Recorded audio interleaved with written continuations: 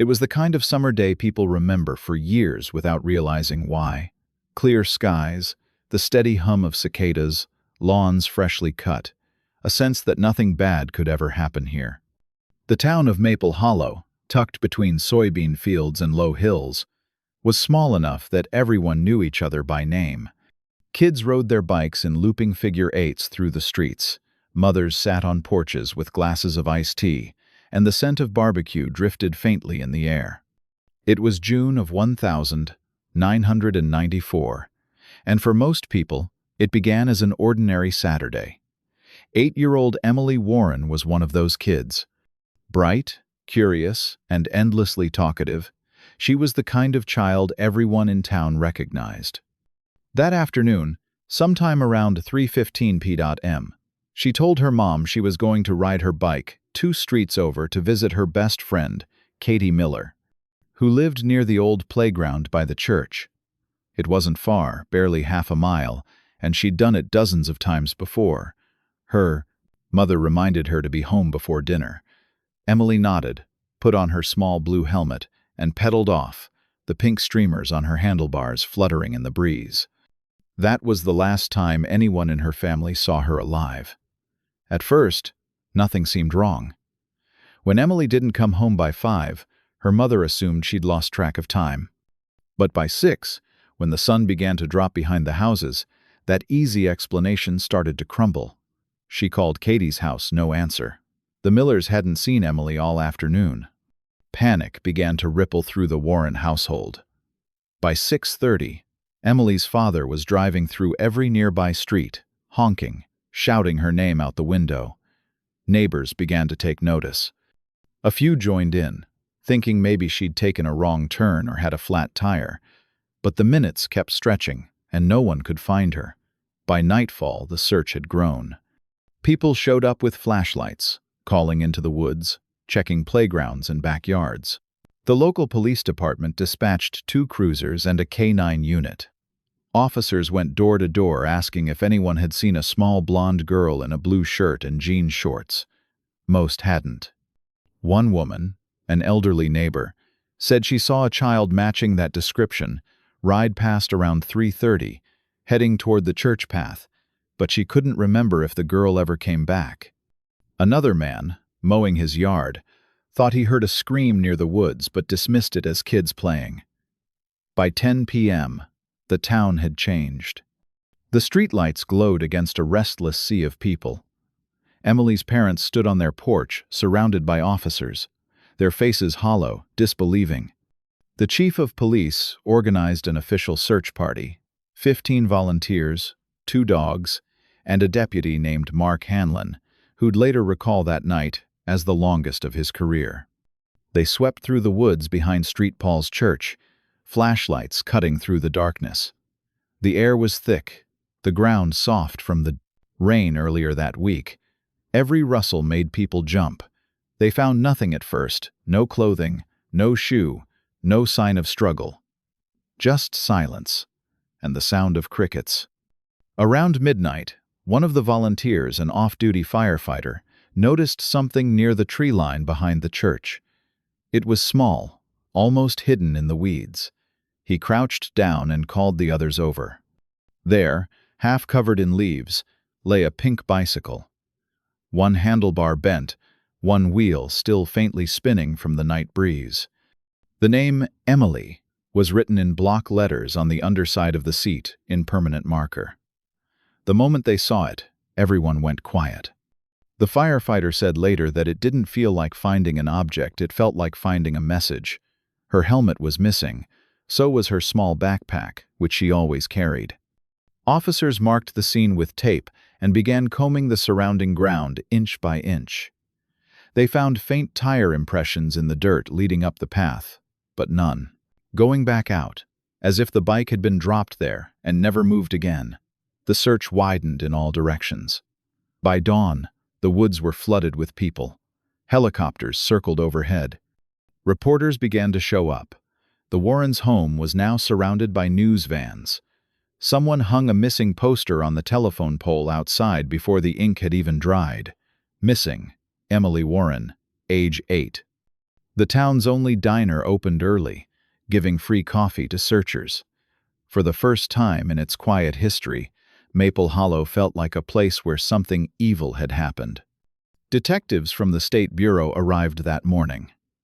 They began treating the area near the bike as a potential crime scene.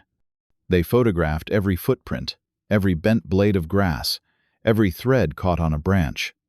A pair of small sneakers was found near a drainage ditch 50 yards away, but when Emily's parents were brought to identify them, they shook their heads, not hers. By the second day, the atmosphere shifted from hopeful to desperate. Volunteers stopped smiling. They moved slower, quieter. Rumors began to spread. Some said a van had been seen parked near the church earlier that afternoon. Others whispered about a drifter who'd been spotted at a gas station days earlier. Theories took root before facts did. For every new lead, there was disappointment waiting on the other end. The Warrens barely slept. Emily's mother sat at the kitchen table, staring at the phone. Every ring made her jump. Her father kept going out with the search teams, refusing to stop. They all believed she had to be somewhere nearby. The woods weren't that big. Someone would find something. But the hours kept stretching, and still nothing. By the third night, the entire community had joined in. Candlelight vigils, local businesses donating food, volunteers mapping the area by hand. The FBI was notified but didn't yet take over. There was still no evidence of an abduction across state lines. What? No. One wanted to say aloud, was the thing everyone was beginning to think. If Emily had wandered off, she should have been found by now. When the sun rose on the fourth day, the reporters were already waiting by the police line. Officers in mud-stained uniforms came and went, looking more exhausted each hour. One of them described it later as chasing a ghost through cornfields. The forest behind Street Paul's had been searched so many times that paths had formed where there were none before. The bike was still there, sealed behind yellow tape, a single flower left beside it by someone who couldn't think of what else to do. Inside the Warren home, the silence was suffocating. Every creak of the house made them look up, expecting her small footsteps to come running down the hall.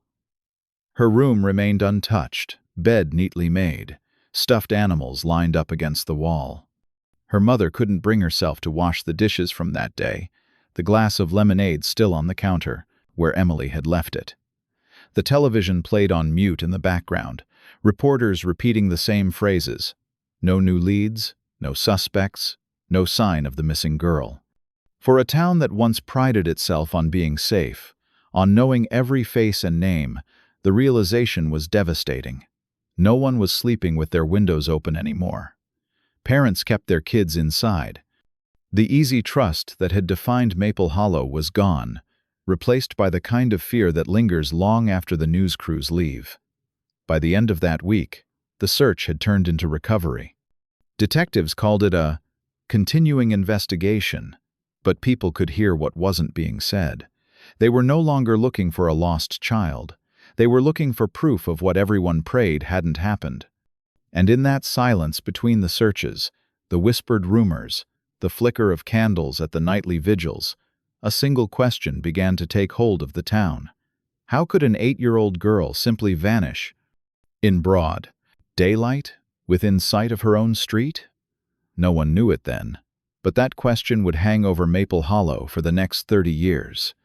And the answer, when it finally arrived, would come from a letter no one expected. By the third day of searching, Maple Hollow no longer felt like the same town. Posters with Emily Warren's school photo hung from every light pole, rain smudging the ink until her smile looked ghostly. Detectives from the State Bureau arrived in dark sedans, carrying boxes, cameras, and the sort of quiet authority that told everyone this was no longer just a missing child case. They began by marking off the area where the pink bicycle had been found. Every shoe print was cast in plaster, every tire track photographed. They compared patterns in the dirt to the cars owned by neighbors. There was no clear match, just confusion and mounting dread. Detective Alan Rivers, a 20-year veteran of the Bureau, took the lead. He was methodical, calm, the kind of investigator who believed every mystery had an answer if you looked long enough. But even he admitted later that Maple Hollow felt different. He said it was as if the clues dissolved the moment they were found. The first real suspicion landed on a man who lived 3 houses down from the Warrens, a reclusive handyman named Frank Daly. He'd helped patch the church roof a month earlier and was known for wandering the neighborhood with a toolbox, taking odd jobs for cash. A witness said they'd seen his truck parked near the church the afternoon Emily disappeared. Detectives brought him in for questioning, photographed the truck, took soil samples from the tires. Frank was quiet, nervous, eyes darting to the floor. He said he'd been replacing shingles that day, alone, and hadn't seen Emily. When they asked if they could search his property, he hesitated before agreeing. Inside his small house, they found nothing, just tools, old newspapers, and a few empty beer cans. The tire treads. He didn't match the impressions near the bike. The suspicion faded as quickly as it came, but the damage was done. Neighbors began locking their doors when he walked by. When that lead dried up, focus shifted elsewhere to Pastor Henry Lowe, who led services at St. Paul's, the church that bordered the woods. He had been mowing the grass there earlier that day. Some locals whispered that he seemed too calm about the whole thing. Others claimed they saw him near the bike path long after the search began. Detectives interviewed him repeatedly. His accounts never changed, but neither did the gossip. He passed 2 polygraph tests, yet the suspicion lingered. His congregation thinned. Within a year, he quietly resigned and moved to another county. Meanwhile, the Warrens were unraveling. Emily's mother, Carol, stopped sleeping. She spent nights sitting by the window, watching the streetlights flicker, convinced she might hear her daughter's bike bell ring somewhere in the Saudis' distance. Her father, Tom, buried himself in the search. He joined every volunteer sweep, walked miles of ditches and creek beds, refusing to give up even when the police began scaling back. He blamed himself for letting her ride alone. In interviews years later, he still couldn't say the words "my fault." But everyone knew that's what he felt. The investigation grew larger and colder at the same time. Tips poured in from across the state: sightings, confessions, psychics claiming visions. Each one was logged, checked, and discarded. A man in another town claimed he'd picked up a hitchhiking girl who looked like Emily. Investigators chased it for weeks, only to discover he'd misread a news article. A woman mailed in a map with an X drawn on a riverbank 20 miles away. Divers searched the spot for 2 days and surfaced with nothing but an old tricycle tangled in weeds. Every failure chipped away at hope. Reporters swarmed the town for months, then moved on when no new details emerged. What remained were the people left behind. The Warrens kept the porch light on every night. The local school retired Emily's desk, placing a small plaque with her name on it. Detectives kept a binder labeled Warren Case 94 on a shelf that grew dusty. Evidence was cataloged: photographs, fingerprints, strands of hair that turned out to be animal. Each item sealed in plastic, each one a reminder of something unsolved. Years passed. Maple Hollow tried to resume its rhythm, but the case became part of its DNA. Children grew up hearing warnings about wandering too far. Parents remembered the day the sirens first wailed through town. Every so often, a new detective would reopen the file, chase a new lead, then quietly shelve it again. Frank Daly died of a heart attack in 2001. Pastor Lowe lived out his years preaching in another state, his name forever linked to a rumor he could never shake. For Carol and Tom, the years blurred into something gray. Their marriage fractured under the weight of silence. She clung to faith, believing Emily might still be alive somewhere. He couldn't bear to imagine that kind of limbo. They argued, withdrew, and finally separated. Carol stayed in Maple Hollow, while Tom moved 3 towns over, taking with him the boxes of newspaper clippings and maps he couldn't throw away. In his basement, he built what looked like an investigator's war room: pushpins, string, timelines, names. Whenever a child's remains were found anywhere in the state, he called the local sheriff himself to ask about DNA testing. Most times, they didn't call back. The police file on Emily Warren eventually filled 4 boxes. Over the years, advances in forensics led to small hopes. In 2006, evidence from the bike was retested for touch DNA. Nothing usable came back. In 2012, an FBI agent added the case to the National Missing Persons Database. No matches. Each attempt ended the same way: a brief surge of optimism followed by the dull ache of disappointment. Even the townspeople changed how they spoke about it. What began as the search for Emily slowly became the Warren case.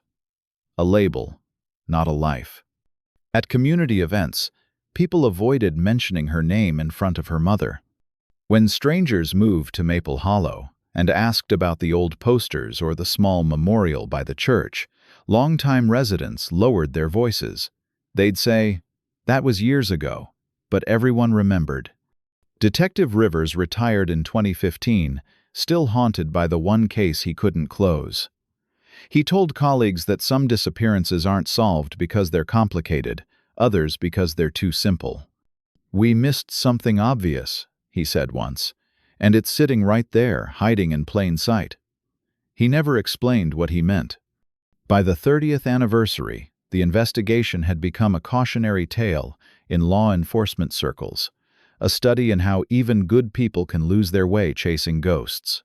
Polygraphs, hypnosis sessions, cadaver dogs, psychics flown in from Florida, and hundreds of interviews. Nothing led anywhere. Each new theory contradicted the last until the truth itself seemed impossible to recognize. Carol still visited the site where the bike was found. The church had expanded since then. The patch of woods was smaller now, the trees thinner. She'd stand at the edge, holding a single flower, whispering her daughter's name as if it might echo back. Some years, Tom joined her. Most years, he didn't. They'd become strangers bound by the same wound. By now, Maple Hollow was quiet again. The missing posters had long since peeled away. The case faded into folklore, an unsolved tragedy parents used to warn their kids to stay close. Yet somewhere in a state storage facility, those evidence boxes remained. And inside, one of them beneath photos, reports, and fingerprints, sat a single sealed envelope, addressed to Lead Detective. It had been mailed to the department years earlier, but its contents were never verified. No one paid much attention then. It was just another letter claiming to know what happened to Emily Warren. What no one realized was that 3 decades later, another envelope would arrive addressed not to the police, but directly to her mother, and this time, it wouldn't be so easily ignored. Every case we cover takes weeks of research, verified facts, and long nights digging for the truth because these stories matter, and every life deserves to be remembered. If you'd like us to keep uncovering mysteries like this, please like, subscribe, and tell us in the comments which part hit you hardest. Your support keeps us going, and for more mysterious solved cold cases, you'll find the links right in the description below. Now, let's get back to the case. By the early 2000s, the story of 8-year-old Emily Warren had shifted from breaking news to a cold file buried in the archives of the State Bureau. The case that once brought hundreds of searchers to Maple Hollow now sat in a dusty cabinet labeled Unsolved Child Missing, 1994. The initial frenzy had long burned out. Detectives had moved on to new assignments, the volunteers had returned to their lives, and the town that once refused to sleep through the night had learned to live with the quiet again. But that quiet wasn't peace, it was something heavier. It was the sound of forgetting and the guilt that came with it. The Warrens' marriage didn't survive the weight of not knowing. By 2001, Carol and Tom signed the divorce papers in a courthouse 2 counties away. They didn't speak much during the proceedings. There wasn't anything left to say. For years, They had been orbiting the same grief, seeing it from different angles but never together. Carol had clung to faith and routine, convinced that Emily was alive somewhere. Tom had drowned himself in evidence binders and newspaper clippings, convinced that the answer was buried closer than anyone realized. When faith and logic failed them both, they drifted apart. Carol sold the family home not long after. She said she couldn't stand the creak of the hallway floor, the same sound she used to recognize as her daughter's footsteps. She moved to a small apartment above a flower shop on the edge of town, working mornings and spending her evenings by the window with an old box of photographs. Every year on Emily's birthday, she'd leave a single white rose near the woods behind St. Paul's Church, in the same place her daughter's bike had been found. She never spoke during those visits, but anyone who passed by could see her lips moving, whispering something only a mother could understand. Tom stayed in Maple Hollow for a few more years, unable to leave what he considered the last known trace of his daughter. He lived out of routine work, beer, late-night drives down the same back roads that had once been flooded with searchlights. In his basement, the walls were covered in maps, timelines, and photographs, his own version of an investigation. He kept a binder labeled Day 1 and filled it with copies of every police report he could obtain through public record requests. When the official investigation was declared cold, Tom simply started his own. He wrote letters to the FBI, called retired detectives, and even drove hours to follow tips he found on message boards dedicated to unsolved cases. Most of them led nowhere. Some were cruel hoaxes. But each dead end felt better than silence. Detective Alan Rivers, the man who had led the original investigation, retired in 2003. By then, his hair had gone gray, and the case still haunted him. His colleagues said he kept Emily's school photo on his desk until the day he cleared it out. He often said the hardest part of law enforcement wasn't death, it was disappearance. Because death has an ending. Disappearance is a wound that never closes. After retirement, Rivers moved to Michigan to be closer to his grandchildren, but those who knew him said he brought the case with him. He called the Maple Hollow police every Christmas, asking if any new evidence had turned up. The answer never changed. As the years passed, Maple Hollow began to heal in the only way small towns know how, by pretending. The empty lot where the Warrens' home once stood became a playground. The church where the search had begun built a new fellowship hall over the edge of the woods. Yet, if you looked closely, you could still find pieces of the past hiding in plain sight. The narrow dirt trail where Emily's bike was found was now overgrown, the weeds swallowing what was left of the path. A gas station at the edge of town still had one of her missing posters taped to a wall inside the restroom, the ink faded to the color of old paper. The owner said he just never had the heart to take it down. Every few years, her name would reappear in the local paper, a mention in a cold case remembrance article. A fleeting interview with Carol, who always said the same thing, that she just wanted to know what happened. Then the coverage would fade again, and life in Maple Hollow would continue as if the town had made peace with its ghosts. But underneath, the story lingered. It always did. There were sightings, there always are. A waitress in a neighboring town once swore she served a young woman with the same bright eyes and dimpled smile as Emily. A truck driver claimed to have picked up a teenage hitchhiker who introduced herself as M. Each report triggered a brief surge of hope, followed by the same crushing conclusion. None of them matched. None of them were her. Every false alarm reopened the wound, and the town began to flinch at her name. It was safer to forget. By the late 2000s, Maple Hollow had changed completely. The old diner where search teams had gathered was now a coffee shop. The police station had been renovated. New families moved in, bringing children who played on the same streets. Emily once rode her bike through, unaware of what those streets had seen. The only people who still spoke of her regularly were those who couldn't escape it. Carol, now graying and frail, who kept her daughter's stuffed rabbit on her nightstand, and Tom, who had grown quiet and distant, the kind of man people described as haunted but kind. In 2010, an investigative journalist revisited the Warren case for a podcast episode about small-town mysteries. He interviewed old officers, classmates, and neighbors. One of them, an elderly man who had lived near the church, said something that stuck with listeners. He said the town didn't lose just a child that day. They lost the belief that bad things only happened somewhere else. That line resonated deeply, because by then, Maple Hollow had learned to live with unease.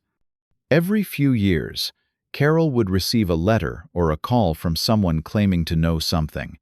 A psychic from Ohio once sent her a drawing of a house surrounded by trees. A former inmate mailed her a note claiming Emily was buried near a quarry, but when police searched the area, they found nothing but rocks and beer cans. Each new lead reopened old pain. Each dead end stitched it shut again. In time, the people closest to the case began to die off or move away. The pastor who had once been under suspicion passed quietly in another state. The original search volunteers grew old. Even the woods themselves began to change. The land where the search dogs once roamed was bought by a developer who cleared parts of it for new homes.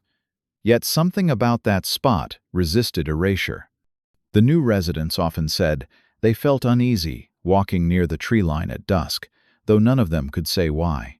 By 2020, the town rarely mentioned Emily by name, but she was still there, woven into its collective memory like a faint scar. The gas station poster finally fell off the wall one winter, curling at the edges and landing face down on the tile. The clerk threw it away without realizing what it was. For the first time in 26 years, there wasn't a single public reminder of her in Maple Hollow. And still, once in a while, Carol would get a phone call that made her stop breathing for a second. Sometimes it was a detective following up on old DNA testing. Sometimes a stranger who thought they'd found something. But each time, the call ended the same way, with an apology, a quiet thank you, and the sound of the receiver returning to silence. Time moved forward, but it didn't take the past with it. It just buried it under new layers of life, new families, new laughter, new buildings. But underneath it all, the story never really left. It was the kind of thing people didn't speak of, yet everyone still felt when they passed by the church or saw a child riding alone down a quiet street. Then, one morning in the spring of 2024, an envelope arrived at a small apartment in another state. It was postmarked from a town Carol hadn't visited in over a decade. There was no return address, no name. Inside was a single handwritten letter, and the first line read, "I know what happened to your daughter." It had been 30 years since the day everything stopped. By 2024, Carol Warren lived alone in a quiet apartment above a florist's shop in northern Illinois. The people in her building knew her as polite but distant, a woman who smiled softly and kept to herself. Her life had been reduced to a steady rhythm: morning coffee, a walk around the block, dinner at the same time every evening. Time had dulled some of the edges of her grief, but not all. Certain things never faded: the sound of bicycle bells, the sight of blonde hair in sunlight, the smell of freshly cut grass. On an ordinary Tuesday morning in late April, she walked down to check her mail. Most days it was nothing but catalogs, bills, and charity letters asking for donations she couldn't afford. But that day, buried between a water bill and a flyer for a local church event, there was a plain white envelope, no return address, no stamp beyond the basic postmark. Just her name, written in shaky, almost deliberate cursive: Mrs. Carol Warren. At first, she thought it might be from someone at her old church back home. She opened it at her kitchen table, without a second thought, using the same letter opener she'd had since her marriage. Inside was a single sheet of lined paper, folded twice. The handwriting was uneven, written with a black ballpoint pen. The first line made her stop breathing. "I know what happened to your daughter." The rest of the letter spilled out in a slow, deliberate rhythm, as if the writer was fighting through guilt. They described details that made Carol's hands start to shake. They mentioned Emily's bicycle, the chipped blue paint on the frame, not pink as the newspapers always said. They wrote about the small fabric keychain of a sunflower, tied to the handlebar. Something only family and investigators would have known. They even referenced a phrase Emily used to say to her dog, "Race you to the porch." Carol read that line 3 times, unable to process how anyone outside her family could have known. The final paragraph was short and chilling. It contained a crude map, drawn in pen on the bottom of the page. It marked a rough area 2 miles outside of Maple Hollow, near an old gravel pit long since abandoned. The last words were underlined twice. "That's where you'll find her." Carol sat frozen, staring at the paper, her mind spinning through every possibility: hoax, cruelty, confession. The idea that someone could still be tormenting her after all these years made her stomach turn. But something about the letter felt different. There was no demand for money, no attempt at fame, just a quiet certainty, like the words had been written by someone who'd finally decided to tell the truth. By afternoon, she'd called the Maple Hollow Police Department. The man who answered didn't recognize her name. At first, he had been a child when Emily vanished. When she explained, his tone changed immediately. Within hours, the department had reached out to the State Bureau, who retrieved the letter through official channels. The document was handled carefully, sealed in plastic, and delivered to the state crime lab. Forensic technicians began with the envelope. They tested the edges for saliva, hoping for DNA from the adhesive. They dusted for fingerprints, photographed the paper fibers, and cataloged the handwriting. A partial print was found near the flap, but it wasn't clear enough for a match. The handwriting sample, however, was distinctive, blocky, and slanted to the right, suggesting an older writer. Forensic analysts compared it to the letters in the original case file. There had been dozens of tips mailed in during the 90 seconds, but this handwriting didn't match any of them. When the news reached Detective Alan Rivers, now 73, long retired, living quietly with his wife in Michigan, he reportedly sat in silence for a long time. The Warren case had haunted him his entire career. He had promised Carol decades earlier that he'd never stop looking, even after his badge was turned in. True to his word, he'd kept a file in his home office, labeled simply E.W. When the Bureau contacted him, asking if he would return as a consultant, he didn't hesitate. "I never left," he told them. Within a week, the investigation was quietly reopened under a new case number. The State Crime Lab fast-tracked the forensics, and a small team of detectives, most of them not even born when Emily vanished, began combing through the old evidence with new eyes. The original search maps were scanned, and satellite imagery of the area near the gravel pit was analyzed. The spot on the letter's map corresponded roughly with a patch of overgrown land that had once been part of a mining company's property, abandoned in the early 90 seconds. It had never been searched. Meanwhile, Carol found herself reliving the past in slow motion. She couldn't stop rereading the letter. She counted the words, analyzed the handwriting, even tried to recall anyone in Maple Hollow who wrote their whys the same way. Every night, she set the paper beside her bed, unable to put it away. The possibility that someone out there knew the truth after all these years consumed her. But just beneath that hope was fear. Fear that it was another cruel trick, or worse, that it would confirm what she had always dreaded. Detective Rivers arrived in Maple Hollow in early May. Locals recognized him immediately. Some were surprised he was still alive. When he met Carol again for the first time in nearly 2 decades, witnesses said neither spoke for a long time. She handed him a photocopy of the letter, and he studied it the way he used to study case files, quietly, intensely, as though every curve of ink could reveal something. He said the handwriting looked familiar, but couldn't place it. The investigation's first major step was a full handwriting comparison. Experts cross-referenced the new letter with every suspect and witness from the original case handyman employment records, church ledgers, even old police notes. Nothing matched. The phrasing, however, drew Rivers's attention. The writer used words that reminded him of one man in particular, the handyman, Frank Daly. But Daly had been dead for more than 20 years. The more the detective studied the letter, the more unsettling it became. Whoever wrote it knew not just facts, but emotional details, things no one outside the family and investigators had ever heard. They described Emily's last day as if they had been there. One line mentioned her turning at the church corner, slowing down to pick up something shiny in the dirt. That specific motion had been caught only by a single witness in 1994, an elderly woman whose interview was buried in the appendix of the case file. How could anyone else have known that? The State Bureau ordered a series of forensic tests on the letter itself. Under ultraviolet light, faint indentations appeared, impressions from previous pages written on the same pad. Forensic examiners enhanced the markings and made out partial words. Can't keep this anymore. Forgive, and 30 years. The writing pressure was uneven, suggesting emotional strain. While the lab worked, Rivers and a small team visited the site on the map. The gravel pit, long overgrown with brush, was on private property.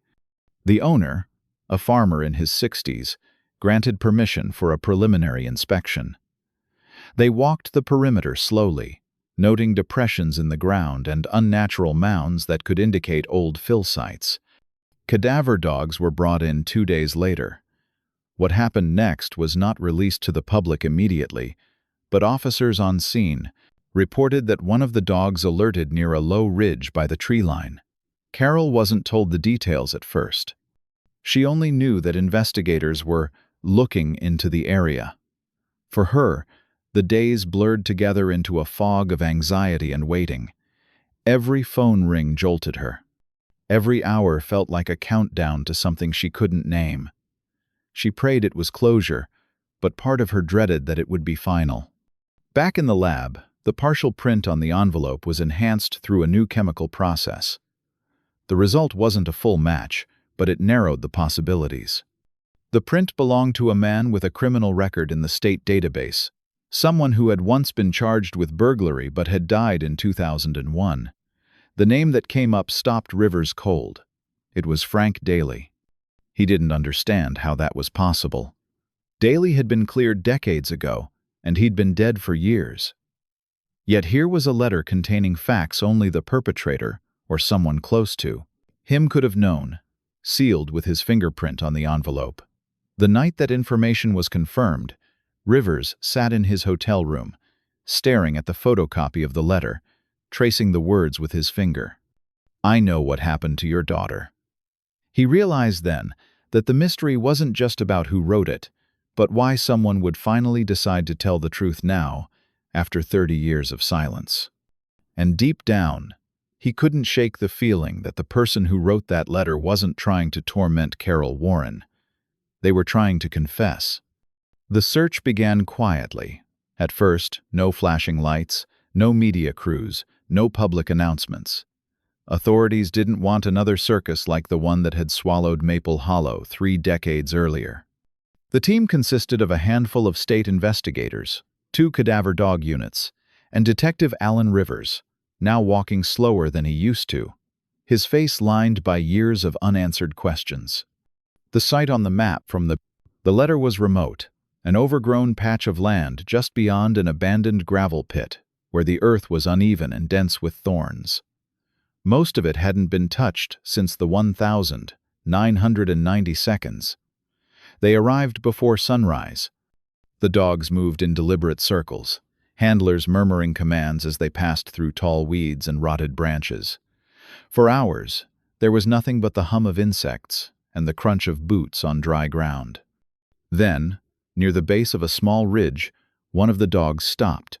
Its body stiffened, nose pressed to the dirt. A short bark broke the silence. Investigators marked the area and began digging carefully, layer by layer. The soil was compacted, mixed with clay and gravel, like something had been buried long ago and forgotten. As the team worked, a faint metallic sound echoed through the shovel strikes.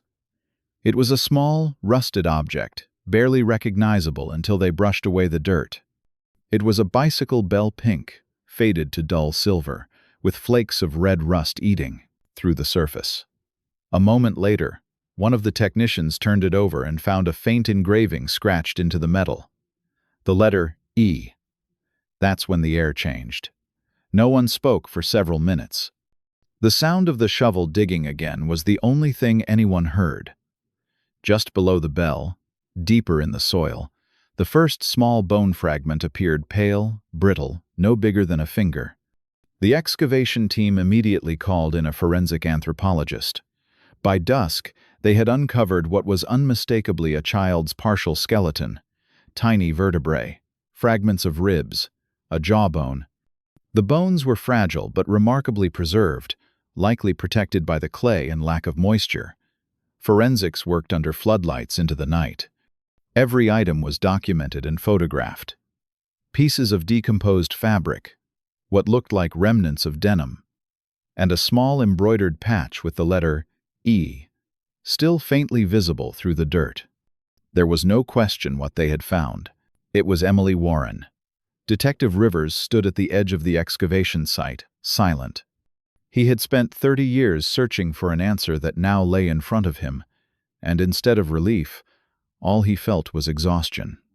The case that had haunted his career was suddenly no longer a mystery, but that didn't make it any easier to face. He knew the discovery meant reopening wounds for an entire town. The remains were transferred to the state medical examiner's office under full chain of custody. DNA testing began within hours. Samples were taken from the bone marrow and compared to the original family DNA profiles that had been stored in the National Missing Persons Database since the late 1992. The lab estimated a turnaround of 10 days. But in a world where news travels faster than evidence, the story didn't stay quiet for long. Word of the discovery leaked before the results came back. Within days, television crews were setting up outside the Maple Hollow police station. Old residents, now gray-haired and slower, stood by their fences, watching reporters fill the streets again just like they had 30 years earlier. The case that had defined the town's darkest chapter was suddenly everywhere again. Headlines read, "Remains found near gravel pit, may be linked to missing girl from 1994. Carol Warren heard it on the evening news, before the police could call her. She didn't move for nearly an hour after the segment ended. The voice of the anchor faded into the background, while she stared at the photograph of her daughter they used on screen, the same one that had been on the missing poster all those years ago. She called Detective Rivers later that night, her voice trembling. He didn't need to say much, she already knew. When the DNA results returned 5 days later, the confirmation was absolute, a 99.99% match to Emily Warren. Forensic scientists delivered the report with quiet professionalism, but everyone in the room understood the weight of what they were saying. After 30 years of speculation, Emily was no longer missing. She was home. Yet the discovery raised an even more disturbing question: who had buried her there, and why had the truth been hidden for so long? The fabric fragment with the embroidered E had been preserved carefully for additional testing. Forensic specialists used touch DNA analysis, a process that isolates microscopic skin cells left on objects from direct contact. They found partial male DNA on the fabric's edge and on the bicycle bell itself. The sample was degraded but sufficient for a partial match. When run through the state database, it returned a familiar name: Frank Daly. The same handyman who had been questioned and cleared in 1994. The same man whose name had haunted every rumor in town. The match was impossible to ignore, but it also came with complications. Daly had been dead since 2001. Detective Rivers stared at the lab report for a long time before speaking. The feeling, there wasn't satisfaction. It was something closer to disbelief, maybe even guilt.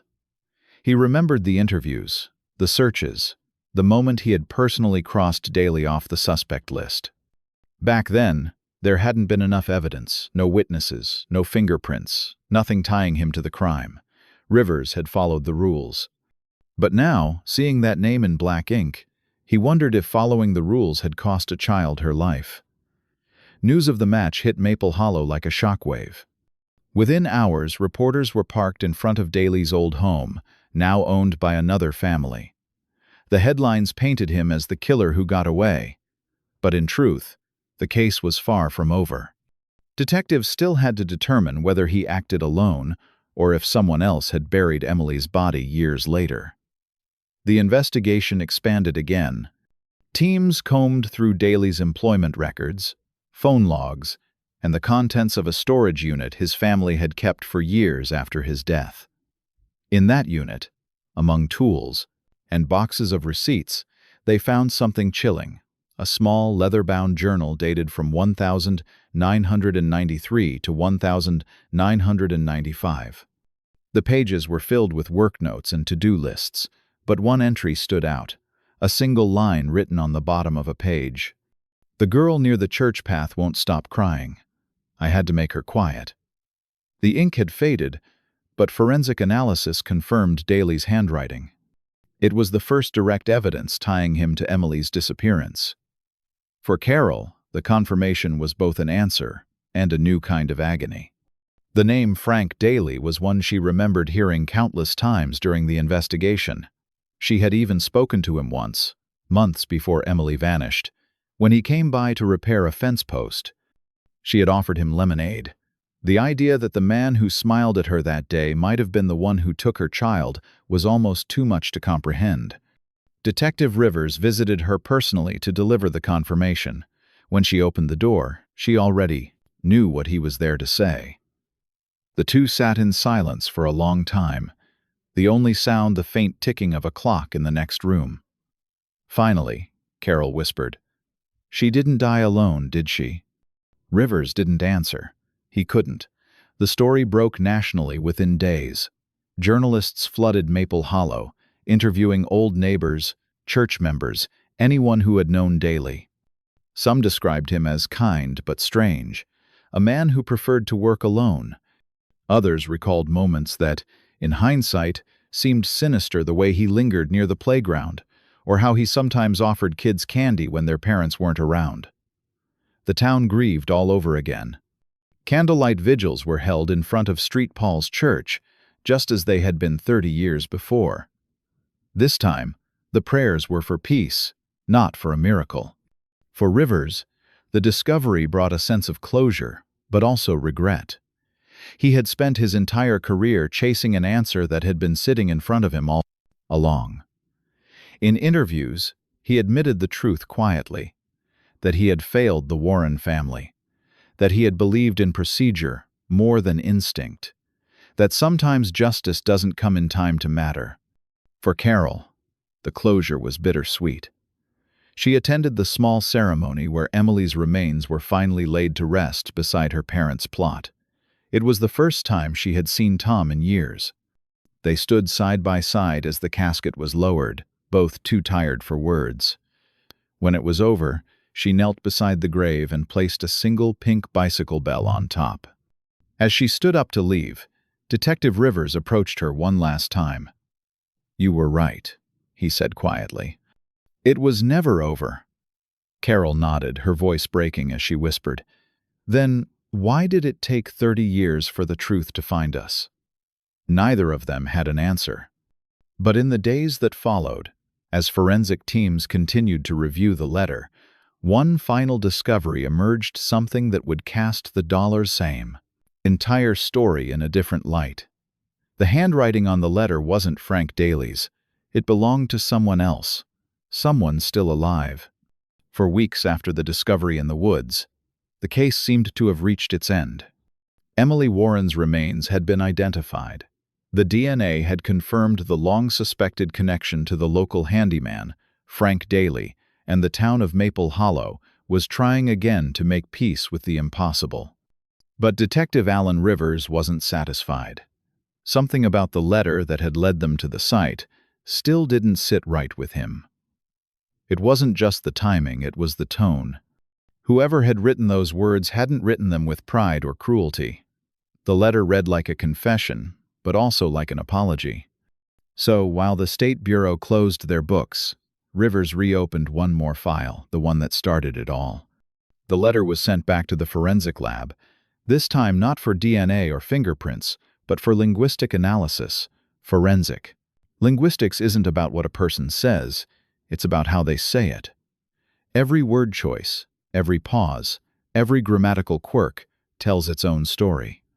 The analysis began by comparing the syntax, vocabulary, and phrasing of the anonymous letter against all known samples of Frank Daly's writing, including the journal found in his storage unit. The results were immediate and unmistakable. The styles didn't match. Frank Daly's writing had been jagged, impulsive, full of half-sentences and slang. The author of the letter wrote in clean, complete sentences, with a steadiness that suggested someone educated or at least practiced in writing things carefully. The analyst noted a subtle recurring phrase, "You deserve to know." That same phrase appeared 3 times in the letter, almost like a mantra. It was the kind of repetition that comes from guilt, not threat. Detective Rivers felt that old pull in his chest again. If the letter wasn't written by Daly, then someone else had known his secret, someone close enough to have had access to his personal journal. The question was, who? They began tracing Frank Daly's surviving relatives.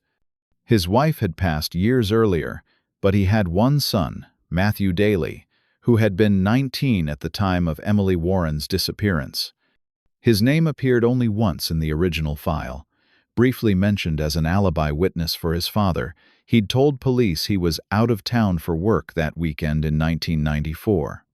After that, he disappeared from records until a mugshot surfaced in 2011 for a string of burglary charges. By the time investigators reached him, Matthew Daly was serving a 15-year sentence in a state correctional facility for breaking and entering. When they arrived with the letter, he didn't deny anything. He looked down at the photocopy, eyes red and unfocused, and said quietly, "I knew this would happen eventually." Over several interviews, Matthew began to unravel a story that had been buried, almost as long as Emily herself. After his father's death in 2001, Matthew had been tasked with clearing out the old house. It was filled with junk boxes of tools, newspapers, broken radios. In the back of a closet, he found a small wooden box sealed with tape. Inside were folded papers, most of them meaningless scraps of work notes and numbers. But at the bottom was a small, leather-bound journal. The writing inside was erratic, rushed, and sometimes incoherent, but one entry stopped him cold. It read, "The girl by the church path. I told her to stop crying. I didn't mean to hurt her. I just needed her to stop." Matthew said he'd stared at that line for a long time, unsure what to believe. His father had been an alcoholic, prone to violent outbursts. But murder? He hadn't wanted to accept it. Still, the more he read, the more it became clear that his father had done something terrible. Another entry mentioned the woods behind the gravel pit, and another simply said, "The bike is gone." He told investigators that for years he carried that journal with him, unsure what to do. He never turned it in. "I thought maybe I could just forget it," he said. "But you don't forget something like that. You dream about it." The guilt had followed him everywhere. When he eventually landed in prison, he couldn't shake the feeling that he was paying for his father's sins as much as his own. One night, after hearing a news segment about unsolved missing person cases, he decided to write the letter. "It wasn't about revenge," he said. "I just thought her mother deserved to stop wondering." He copied the map from his father's journal as best he could, sealed the letter, and mailed it anonymously to Carol Warren's address, which he'd found online. His confession was verified through handwriting comparison, and linguistics confirmed that Matthew Daly was indeed the author. But beyond that, there was nothing more to prosecute. Frank Daly had been dead for over 2 decades. The journal couldn't serve as evidence in court.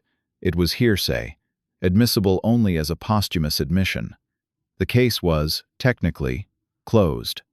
When Carol was told the truth, she didn't respond right away. She just listened. The man who'd taken her daughter's life was long gone, and the one who revealed the truth was the killer's son, someone who had lived his entire life under the shadow of a secret he never created. For her, it wasn't about forgiveness. It was about finally being able to stop asking questions. Detective Rivers visited Carol one last time that summer. They sat outside her apartment on a small bench, surrounded by flower pots she'd planted herself. He told her that Matthew's letter wasn't an act of cruelty, it was an act of release. Sometimes, he said, the truth finds its way out through the people who carry it, even if they don't mean to. She nodded but didn't say much. Weeks later, she returned to Maple Hollow. The town had changed again, new houses, new roads, but the woods were still there, quiet and thick with summer air. She walked to the edge of the gravel pit, where police tape had once fluttered in the wind. In her hands, she carried a small bouquet of wildflowers and a single white rose. She knelt where the ground had been disturbed and laid them gently on the soil. For a long time, she didn't move. Then she reached into her bag and placed one last item beside the flowers, a small pink bicycle bell, polished clean. It was identical to the one they'd found in the dirt, the sound that had once echoed down her street every afternoon. She pressed it once, softly. The chime was faint but clear, vanishing quickly into the stillness of the trees. That sound, the first and last echo of her daughter's childhood, was all the closure she needed.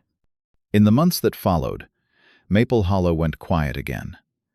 Reporters left, cameras disappeared, and the story became part of the town's long memory, a wound that finally, after 30 years, had stopped bleeding. Detective Rivers retired for good that fall. In his final interview, he said something that stayed with everyone who heard it. Sometimes justice doesn't come with handcuffs. Sometimes it just comes with the truth.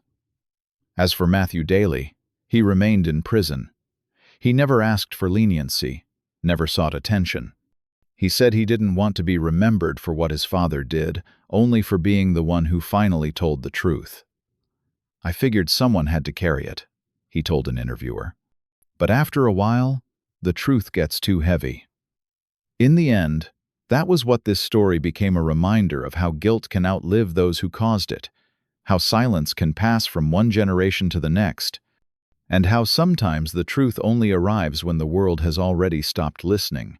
When investigators packed away the final case file, one of them noticed something written on the inside cover of the original letter. It was faint, almost invisible in the fold. A single line in Matthew's handwriting: "She deserved to be found." And after 30 years of darkness, she finally was.